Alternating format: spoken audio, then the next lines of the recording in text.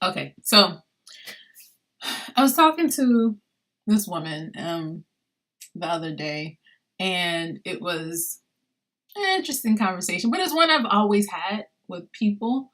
Um, it was I was talking to a woman, and she was talking about her husband, and she was like, "Oh, we're going to Jamaica for her future husband on our honeymoon." And I was like, "Oh, cool." I said, "I love Jamaica." And she was like, "Oh, are you from Jamaica?" And I'm like, "No, my ex-husband's from Jamaica." And she was like, "Oh, you were married." And she's like, "Oh, why didn't it work?" And I was like, we weren't good for business. And she's like, "Oh, y'all had a business together and it broke up the relationship." And I'm like, "No, uh, like the business of us, our relationship, it wasn't good for us in that regards." So I exited the situation. And she responded, patting my hand, and she was like, "Oh, he cheated, didn't he?" And I was like, "Well, cheating isn't indicative of why people, I would hope cheating isn't indicative of why people break up, or at least the sole reason why people break up." And she said, "But he did cheat." I'm like, "Well, I mean, he did cheat. I won't lie and say he won't cheat. He didn't cheat, but that's not why I broke up with him." And it's like, "It's okay. I understand." And I was like, "Oh, okay." And I stopped the conversation because it's just hard to explain that. And I've had this happen multiple times. But before I even go any further, I want to read my little addendum, my little fine print. So in Article 5, subsection 3.6 of the regulations titled, "Don't sue me, I ain't got no money to be paying y'all for stuff." I want to advise y'all that I am a divorced woman. I'm giving advice based on a happily divorced woman, but it is a divorced woman's advice. And I want you to thinking that I'm telling you to do stuff. You need to blindly listen to me because I am telling you to do stuff. I'm giving you mere suggestions on philosophies that I've always had. And I mean, if they work for you, they work. If you're already happy, be already happy and just listen to this and be like, "Oh, okay, that's information."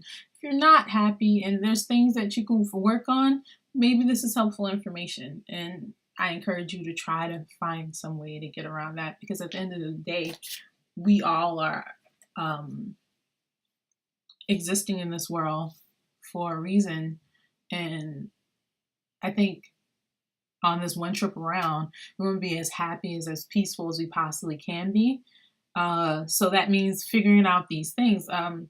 None of this just happens overnight. Everything does require work. And I know when you get married, there's this feeling of, I can stop the race, right? I'm here. I've arrived at the goal, and it doesn't work that way. The race has just started. Actually, you finally found the lane you good at. Y'all are in this together. And I actually liken it to business, and I've always likened it to business. Y'all are two separate businesses, right?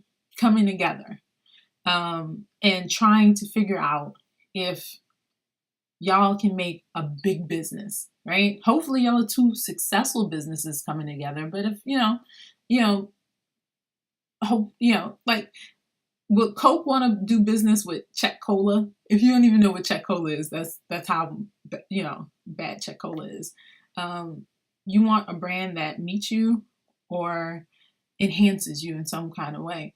So when coming into a relationship, and I'm not talking about marriage, I'm actually talking about dating, you should be looking at that, right? And I have no judgment in this situation. I think about it like this, right? Back in the past, there was this mark to get married, and it was like, instead of it being love, it was how you can enhance the family name, how you can make the brand stronger. And they actually had the idea of a business. So but it was always money based, right? So it'd be like cattle or land investments or cash or something along those lines. And then something changed, and along the line, people started saying, "Well, what about my feelings? How do I feel about this person?" And then they started marrying for their feelings. And, love is a feeling. I'm sorry. It is a feeling. So it started to be, I love this person. I feel this way about this person. And that's the decision that was made based on those things. And then that's fine. I'm not judging you on that. But when you deal with feelings aren't facts, and they can change.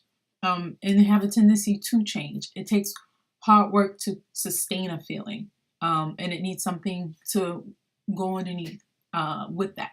So I, when I married my husband, I actually did the math on it. And when I date anybody for that matter, I look at who I am, what I have to offer, and whether or not, I can offer something to somebody of note.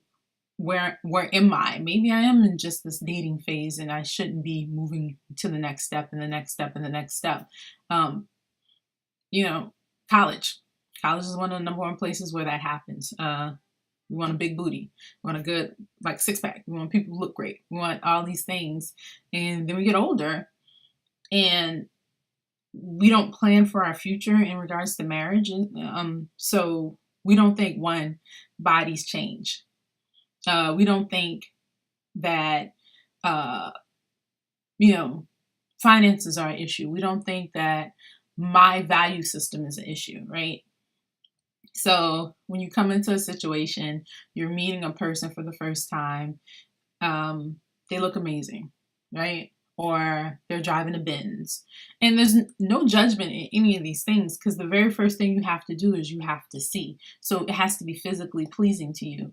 But it shouldn't just stop there. So when I gave the example of people marrying for status and stuff, for the family name, like the Lannisters and stuff like that on Game of Thrones,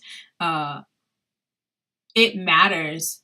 That matters, right? But feelings matters too. But I think there's a blend that should happen, right? So when you meet people and you see them and you're like, oh, he looks good or she looks good. What else? What else do you need? What else? What happens if this is a long-term situation? I mean, worst case worst, you have a fun time. Worst case worst, you have a horrible time and some stuff pop off. But the best situation at its worst is y'all have a great time and y'all part ways. But the best situation at its best is that y'all fall in love and y'all want to get married and the whole nine.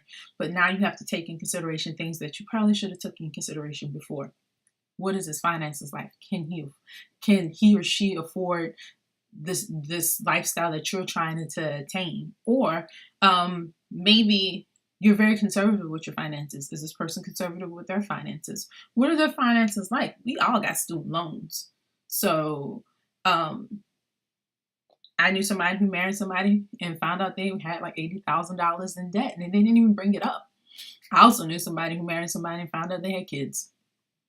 And it was never a topic of conversation. You think it would be, and you think the person who had the kids would mention it, but they were like, you didn't care about it to bring it up, so why does it matter? So all of these things can cause combustion in a situation, and it can turn love, this feeling, into something that's flat.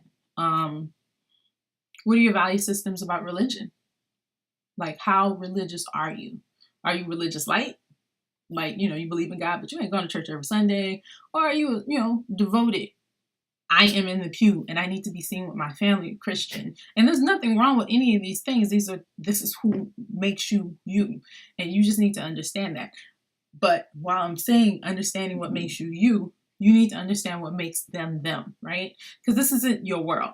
This isn't currently right now as a single person you should be looking at everything being your world. But if you're trying to connect with somebody else, it'd be really arrogant for you to sit there and think that this person is gonna fulfill all your needs and you don't have to go out your way to fulfill any of theirs. Uncomfortable conversations have to happen. For me, I'm not gonna lie.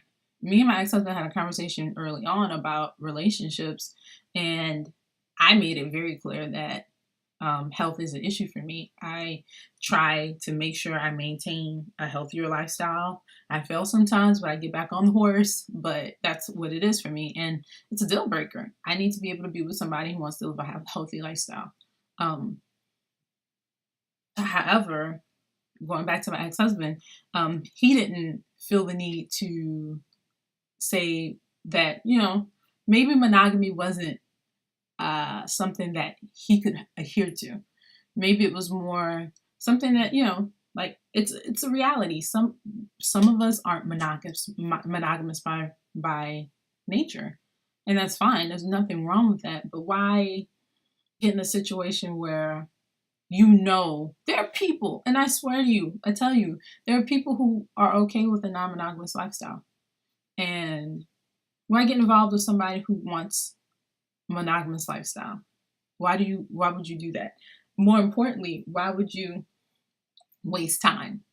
You're building this business with this person, this system where you save money, you buy a house, you invest time and energy and children in your life together, and it's building it on a foundation of lives. Like, I think if we think about it and if we really give it some kind of context, what would that actually look like to be involved in a relationship where you absolutely came to that person with true and honest you?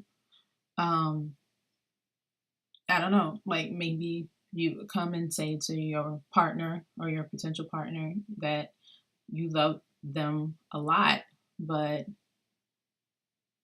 your family is very important to you and you'll put a lot of energy and time into your family. Maybe it's, you won't be my priority. My priority is my business. I'm very business minded. Man, I grew up broke. I'll never be broke again. So I can't buy Benzes and buy this. I don't showboat. Or maybe it's the opposite. Maybe I grew up broke and I want to live that life.